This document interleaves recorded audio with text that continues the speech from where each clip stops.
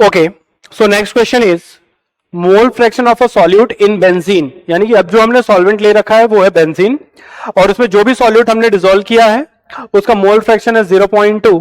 Then find molality of the solution, यानी कि हमें मोल फ्रैक्शन देकर मोलैलिटी पूछी गई है, तो हम रिलेशन जो यूज करने वाले हैं वो है relation between molality and mole fraction, और ये सारी चीजें हम पढ़ते हैं under the topic concentration terms.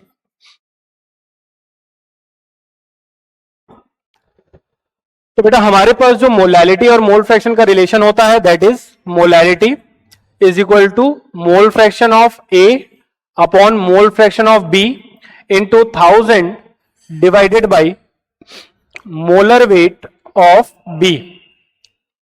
यानी कि अगर आप सॉल्यूट का मोल फ्रैक्शन निकालने जा रहे हो तो आप सॉल्वेंट के मोल फ्रैक्शन से इसे डिवाइड करते हो.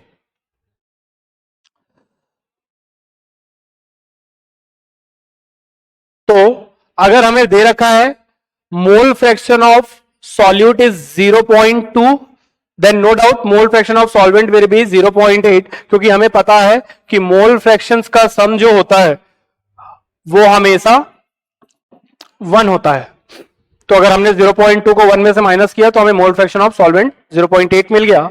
1000 divided by molar weight of solvent. अब अगर हम बेंजीन की बात करें तो बेंजीन C6H6 का जो मोलर वेट होता है दैट इज 78. तो अगर हम इसे सॉल्व करने की कोशिश करें तो ये 4 टाइम्स कैंसल आउट हो जाएगा, और 4 से ये 250 टाइम्स कैंसल आउट हो जाएगा. और अगर आप 250 टाइम्स 250 डिवाइडेड बाई 78 करने की कोशिश करें तो बेटा ये अप्रोक्सीमेटली कैंसल आउट होता है 3.2 टाइम्स.